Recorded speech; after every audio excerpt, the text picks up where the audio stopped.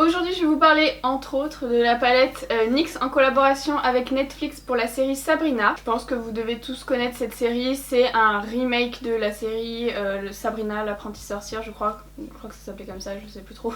Qu'on regardait quand on était plus jeune, enfin en tout cas moi, quand ça passait sur KD2A. Alors bon, c'était pas la série que je préférais, moi j'étais plutôt Lizzie McGuire, la guerre des Stevens, tout ce genre de trucs. Mais quand ça passait, je regardais et donc il y a eu le remake, il y a, je sais plus si c'était l'année dernière ou l'année d'avant, sur Netflix. Là on en est à la saison 3 je crois, donc la palette est sortie à l'occasion de la sortie de la saison 3. Et c'est beaucoup plus dark que la série qu'on avait quand on était ado, mais il y a les mêmes personnages à l'intérieur. Alors moi je vous avoue que j'ai commencé à regarder la saison 1, franchement j'ai arrêté au milieu parce que j'ai vraiment pas trouvé ça m'a pas plu, voilà. Mais bon, de base, j'étais pas fan, donc voilà. La palette est comme ça, donc elle se présente comme un livre de sortilège, donc elle va s'ouvrir de cette façon et non comme ça. Il n'y a pas de miroir à l'intérieur, personnellement ça ne me gêne pas, mais je sais que beaucoup aiment les miroirs dans les palettes. Et on a un assortiment de 30 fards à paupières et 2 blushs et un highlighter. En termes de prix, on est sur 39,90 €. Chacun des 30 fards à paupières fait 1,1 g et les blushs et highlighters font 5 g, donc en termes de grammage c'est quand même très bien. Chaque nom de teinte fait référence à quelque chose dans la série que je ne pourrai malheureusement pas vous expliquer parce que comme je vous dis, j'ai pas suivi vraiment la série, moi je connais juste le chat qui s'appelle Salem, donc c'est la teinte noire, et le nom de famille de Sabrina qui est Spellman. Voilà, c'est les seules teintes que je pourrais vous expliquer. Mais j'aime bien l'ambiance sorcière, l'ambiance de la palette un peu dark comme ça. J'aimais bien en fait cette ambiance là pour la série, mais en fait je sais pas, c'est... ouais, j'ai pas aimé. Donc je vais bien sûr me maquiller avec cette palette aujourd'hui et puis je vais tester aussi d'autres petites nouveautés que je vais vous présenter au fur et à mesure de la vidéo. La palette est cruelty free et si vous la retournez, vous verrez qu'à l'arrière ici il y a un petit tableau qui vous indique que 5 des 30 fards à paupières ne peuvent pas être appliqués autour des yeux, ce qui est un petit peu dommage, on est d'accord, pour un fard à paupières. C'est tout simplement parce que ce sont des pigments pressés qui contiennent potentiellement des ingrédients un petit peu plus allergènes que les fards à paupières, donc le fait de mettre ça sur la palette c'est juste pour la marque, pour se couvrir d'une potentielle réclamation d'un consommateur qui aurait eu une allergie après avoir appliqué ses fards autour des yeux. Mais si vous n'êtes pas trop sensible ou si vous n'êtes pas du tout sujet aux allergies, ça devrait aller. Moi je le fais tout le temps, j'applique tout le temps ce genre de fard à paupières au niveau de mes yeux, j'ai jamais eu d'allergie. C'est pas le cas que dans cette palette là, hein. C'est le cas sur quasiment toutes les palettes si vous y faites attention. Il y a quasiment toujours des fards qui sont indiqués comme ne pouvant pas être appliqués au niveau des yeux. Voilà, c'est juste que légalement c'est obligatoire de le faire mentionner sur les palettes. Et la collection se complète avec 3 kits pour les lèvres. Moi j'ai celui-ci, c'est le numéro 2, Fright Club. À l'intérieur il y a 2 rouges à lèvres liquides mat. Ils sont au prix de 11,90 € et l'ensemble de la collection est en édition limitée. Comme vous le voyez, je suis pas du tout maquillée parce que je vais faire le maquillage complet avec vous et puis on va commencer tout de suite. Je vais commencer avec une base et NYX a sorti une gamme qui s'appelle Eyeglass, qui est spécifique pour faire un petit peu les glass skin. Je sais pas si vous voyez ce que c'est vraiment des peaux très comme du verre un petit peu, d'où le nom de la gamme. Vraiment très brillant, très translucide et donc ça va être très lumineux. Il y a 3 teintes pour la base et moi j'ai pris la première qui est la teinte Moonbeam. Et ils ont aussi développé un pinceau spécifique pour appliquer cette base qui est comme ça en fait, vous voyez ça fait une sorte de fleur au centre. Pour le coup la forme est innovante, j'ai jamais vu cette forme là chez aucune autre marque. Et c'est vraiment censé reproduire un petit peu en fait les doigts si j'ai bien compris, mais en beaucoup plus souple et du coup ce sera facile vraiment de recouvrir toutes les zones et de bien préparer chaque zone avec la base. Donc ce que je vais faire c'est que je vais en mettre un petit peu, alors elle est légèrement colorée et je vais l'appliquer sur l'ensemble de mon visage. Normalement c'est une base qui se met et vous laissez votre peau vraiment sans fond de teint forcément par dessus, vraiment pour lui donner finalement un glow naturel. D'ailleurs c'est joli, ça fait vraiment l'effet glass skin je trouve. Bon, par contre, si vous voulez le porter tout seul, il faut vraiment avoir une jolie peau. Hein. Ou alors, faut bien faire vos corrections après. Mais par contre, ah ouais, elle est belle. J'aime bien. Moi, je préfère les teints mat, mais je trouve que l'effet, ça fait pas nacré en fait. J'avais peur que ce soit, vous savez, les bases un petit peu mélangées highlighter, là, que ce soit vraiment des nacres qui fassent brillant, là. Un truc que j'aime pas du tout, par contre. Mais là, ça fait vraiment, ouais. Ça fait, vous voyez ? Très naturel en fait. On dirait que ma peau est comme ça naturellement, c'est super beau. Et alors c'est vrai que du coup de l'appliquer au pinceau, j'aurais eu tendance, s'il n'y avait pas eu le pinceau, à l'appliquer à la main, mais je pense qu'il n'y a pas le même effet parce que ça il faut vraiment l'appliquer de manière uniforme pour que ce soit vraiment joli partout. Du coup c'est vrai que le pinceau pour le coup est utile. Après est-ce que la forme est vraiment nécessaire, je sais pas. Mais c'est assez agréable. Hein. On dirait que je fais en fait des petits massages au niveau de ma peau. Franchement, je suis bluffée de la base. Je trouve que l'effet est super bien réussi. Pour un shooting, ça doit être magnifique. Si vous voulez vraiment que votre mannequin, elle ait vraiment une peau comme ça. Enfin, même de près, on voit, il n'y a pas de nacre du tout. C'est super joli. Et c'est pas gras. Du coup, malheureusement, je vais enlever tout l'effet de la base parce que je vais mettre un fond de teint assez couvrant. C'est le fond de teint de Danessa Myricks, le Vision Cream Cover. Ça faisait hyper longtemps que je voulais le tester et je suis allée à sa masterclass il y a quelques temps. Du coup j'en ai profité pour l'acheter, j'ai pris la teinte numéro 1 et je l'ai encore jamais essayé. Sachez aussi que c'est le fond de teint que porte Lady Gaga. Elle nous a dit ça pendant sa masterclass. En fait c'est un fond de teint qui est très couvrant, longue tenue, mat et qui a aussi un effet hydratant, ce qui est très important et ce qui manque un petit peu dans les fonds de teint mat en général. En termes de contenance, il ne fait que 15 ml et il est au prix de 29 € si je dis pas de bêtises, donc ramené à un grammage normal, c'est-à-dire 30 ml, il coûterait 60 €, ce qui est assez cher pour un fond de teint mais qui est pas excessif non plus. Donc c'est un flacon pompe et je vais en mettre quelques... Je vais mettre 2 pompes je pense sur mon éponge. C'est toujours mon éponge de chez Sunday Ivy là en velours. Alors franchement cette éponge, je l'aime bien, mais elle serait vraiment parfaite. J'en ai peut-être mis un peu trop, non? Donc je disais l'éponge elle serait vraiment parfaite si elle était un tout petit peu plus souple. Ah, par contre il est hyper couvrant, j'aurais dû en mettre qu'une pompe. Bon par contre du coup en termes de couvrance, si vous recherchez de la couvrance, je pense que vous allez... Mon dieu. Ah ouais il est hyper couvrant. En revanche il a une odeur assez horrible, il sent vraiment la rose. Je crois que c'est le fond de teint le plus couvrant que j'ai jamais testé vraiment. Et vous voyez, je sens vraiment qu'il va être hydratant. Je sais pas comment vous dire, je le mets sur ma peau et je sens que c'est confortable en fait, que c'est pas trop sec. Mais le fini reste mat. Bon, pour le coup, par contre, le primer a été totalement recouvert. On voit plus du tout l'effet glass skin. En termes de couleur, est-ce que j'ai pas pris un peu clair? Non, ça va. Enfin là, forcément, par rapport aux yeux, c'est ignoble. Il est hyper couvrant, c'est un truc de fou. Je pense qu'une pompe, ça suffit en fait. Finalement, en fait, avec 15 ml, là, pour le coup, contrairement au Gressa, on en utilise vraiment moins. Parce que là... pour moi, ça, c'est un fond de teint couvrant. Le Gressa, c'était pas un fond de teint couvrant, du tout. J'ai l'impression que même le Huda ou le Kat Von D sont pas aussi couvrants. Ils sont couvrants, hein, mais en fait, j'ai l'impression que celui-là, c'est vraiment une crème de camouflage pour tout le visage, quoi. Ok, donc là... On ne voit plus rien, ma peau, et c'est du plastique, j'adore. Je vais passer à l'anti-cerne et là j'ai un nouvel anti-cerne à tester, c'est le Born to Glow de chez NYX. La contenance est de 5,3 ml, c'est pas énorme. C'est un tube et on a un petit applicateur comme ça en mousse. Je pense qu'on doit presser et le produit va sortir au bout. Ouais c'est ça. Ça commence, voilà. Bon, j'aime pas trop ce genre d'applicateur. Je vais en mettre... Ok. Ouais, j'aime pas trop l'embout. En fait, j'aime bien en mettre beaucoup. Oula, j'en ai mis un peu trop.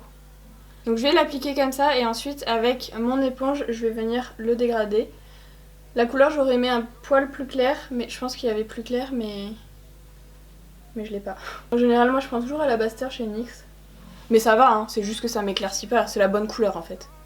Oh, il est bien couvrant. Alors le fond de teint Born to Glow aussi, je le trouve vachement bien. Alors il a vraiment un effet un petit peu glowy évidemment comme son nom l'indique. Mais franchement je le trouve vraiment bien, il est vraiment couvrant.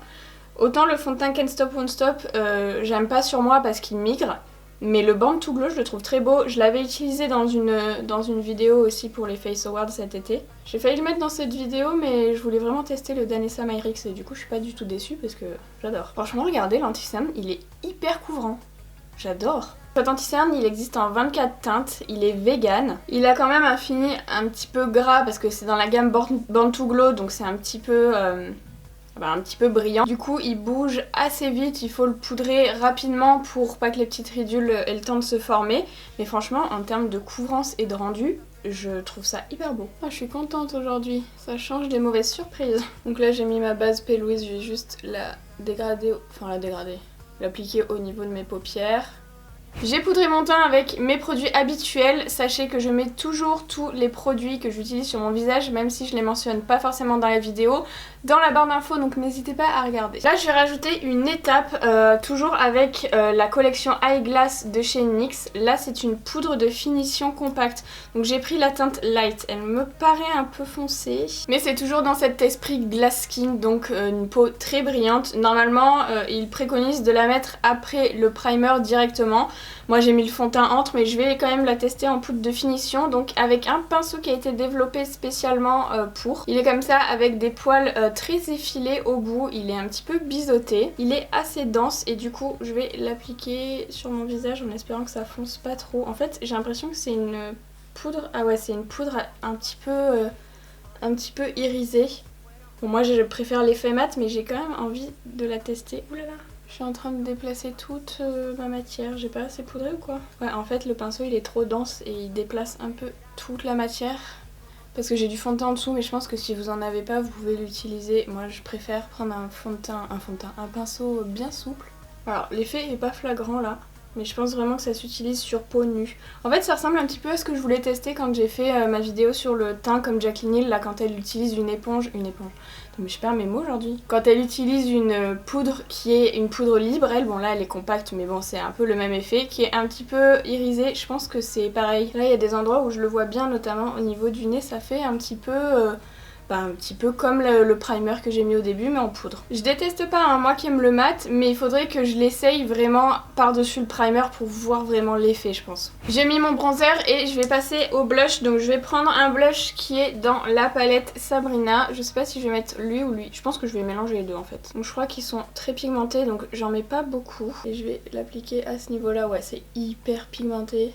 Faut en mettre vraiment très peu parce que ça marque vraiment beaucoup. Par contre ils font pas de taches, ils se travaillent assez bien.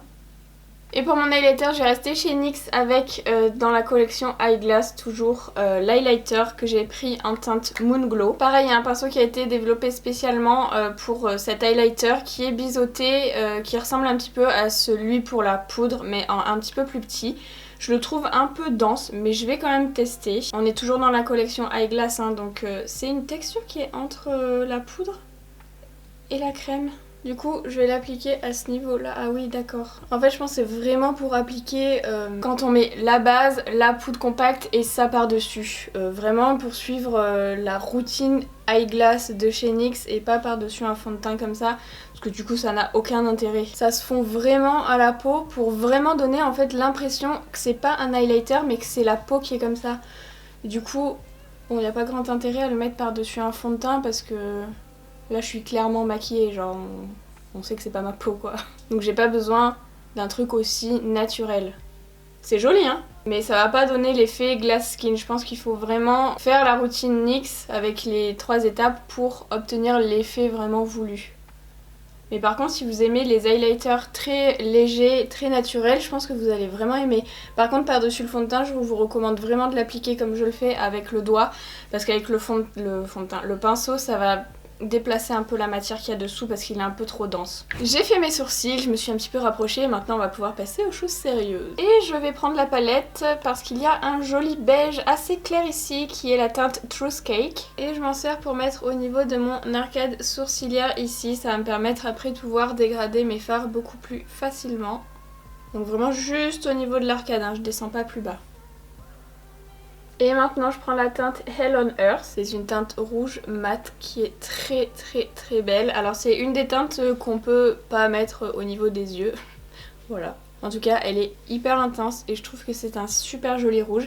Alors pour ceux qui me demandent souvent, c'est une question que j'ai très souvent. Une palette où il y a un joli rouge dedans, alors moi je trouve que ce rouge est très joli. Mais par contre vous me demandez toujours des rouges qui fassent pas rose. Sauf qu'en fait le rouge quand vous allez le dégrader, donc quand vous allez le diluer, il va forcément être rose en fait. Ce sera comme ça avec tous les rouges. Si vous voulez pas que ça fasse rose, il suffit de mettre une teinte de transition orangée ou jaune, enfin quelque chose qui aille avec le rouge hein, bien sûr.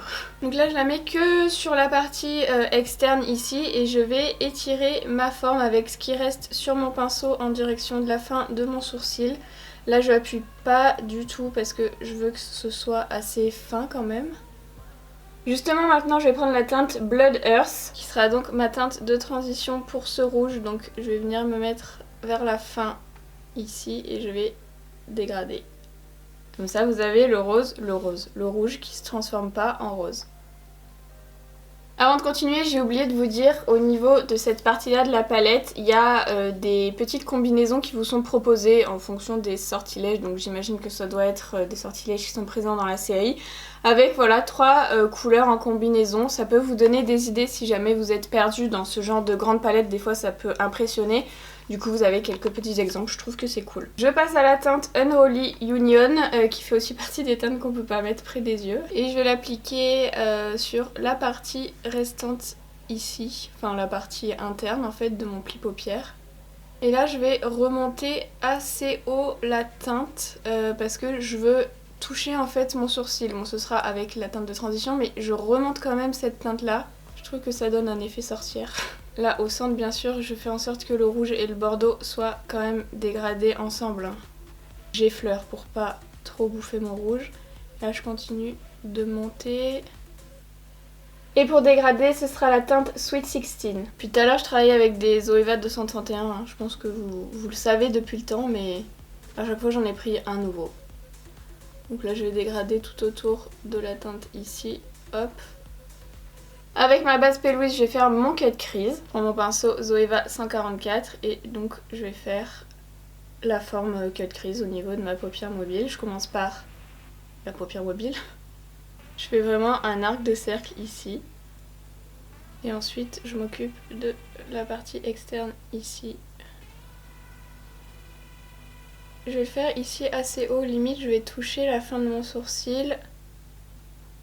Une fois que ma forme est faite ici, je vais reporter les mêmes couleurs que j'ai appliquées ici, mais dans le sens inverse, donc en commençant par le coin externe et en commençant du coup par le plus foncé. Donc c'était la teinte Unholy machin, Union. Je vais faire une forme de liner, mais je vais pas toucher la fin ici. Donc j'ai pris un pinceau plat pour que ce soit plus facile pour moi, et ensuite je vais remonter. Et là, à ce niveau-là, je vais commencer à rejoindre le haut. Voilà. À partir finalement du début du violet. Et ensuite, hop, je vais colorer. Et je repasse à la teinte rouge. Je vais donc la juxtaposer au bordeaux. En veillant bien sûr à ce que les deux soient dégradés. Et là j'ai très envie d'utiliser soit cette couleur qui s'appelle Ambrose, soit celle-ci qui s'appelle Eternal Bliss. Sachant que celles-ci, tout comme celle-là, sont des teintes pailletées magnifiques, mais je sais pas si ça va bien aller en fait après le rouge. Quoique, écoutez, on va essayer. De toute façon au pire c'est pas grave. Je vais l'appliquer du coup ici. Elle est trop belle cette teinte, franchement j'aime trop. Et par contre entre les deux je vais mettre un petit peu de la teinte Batty Bat. Comme ça va un peu les dégrader. Je viens préciser cette zone avec un petit peu de base P. Louise sur un petit pinceau liner pour que ce soit plus net. Je reporte ensuite mes couleurs en bas, donc je vais commencer par le bordeaux.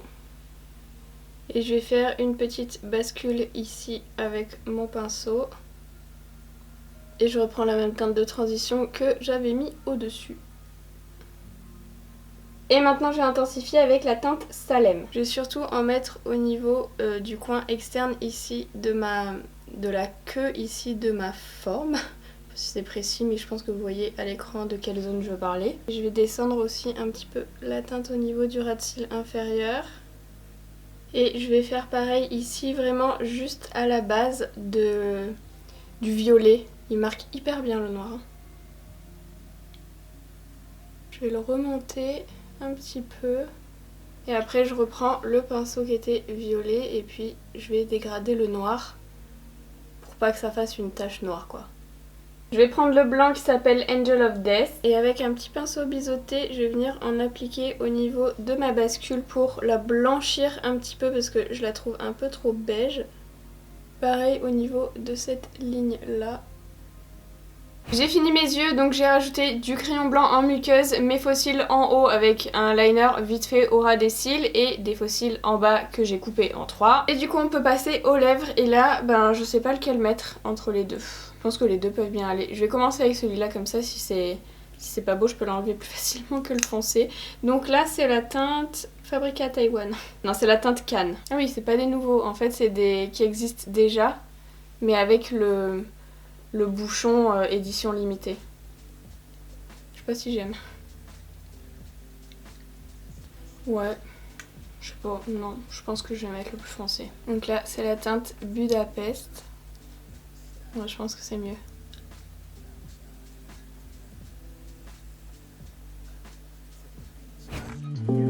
Wait, I met this girl when I was 12 years old. Give her everything, just shot of the world. Could get a grip every time. I tried to hold on, I slipped deep in this feeling that gravity pulls me down. I know I'm tripping, I'm falling in love with the drum breaks. Voilà pour le maquillage, j'espère qu'il vous a plu. Concernant mon avis sur cette palette, je trouve qu'elle est très complète. On a un blanc mat, un beige mat qui est assez clair, ça c'est très cool. Un noir mat, on a même un gris. On a quasiment toutes les couleurs de l'arc-en-ciel. On a du mat, on a du irisé, on a du pailleté. Il y a vraiment un petit peu pour tous les finis. Je trouve que c'est une très bonne palette pour les personnes qui veulent débuter avec la couleur mais que vous osez pas trop parce que là il y a vraiment toutes les couleurs mais elles sont assez neutres et assez faciles à porter. Pour 40 €, je trouve qu'il y a vraiment pas mal de fards. Le grammage est très correct. Il y a juste un petit truc qui me dérange mais ça c'est personnel. C'est juste les blushs et les highlighters dans les palettes de fards. Je trouve pas ça hyper pertinent. Disons que si j'ai envie d'acheter une palette de fard, au pire j'ai pas spécialement envie d'acheter des blushs en même temps, mais bon ça c'est juste moi peut-être. Après si vous en avez pas, c'est cool de les avoir ensemble, mais j'ai tendance à les utiliser uniquement quand j'utilise la palette pour les yeux et pas le reste du temps parce que c'est pas hyper pratique. Mais sinon je la trouve vraiment très jolie, très complète et de très bonne qualité, donc pour moi c'est une très belle réussite. Actuellement malheureusement la palette est en rupture sur le site nyxcosmetics.fr, mais ils vont annoncer le réassort sur leur réseaux sociaux, donc n'hésitez pas à les suivre là-bas. Elle est également disponible en boutique, donc n'hésitez pas à aller voir. Je sais qu'il y a pas mal de points de vente qui sont en rupture aussi, mais ça vaut le coup d'aller jeter un œil si elle vous intéresse. J'espère que cette vidéo vous a plu, n'hésitez pas à la liker si c'est le cas et à vous abonner à ma chaîne si c'est pas encore fait, et puis je vous dis à bientôt dans une nouvelle vidéo. From the cove to the globe wide with an open eye and a smile, feel like everything might turn out to be fine.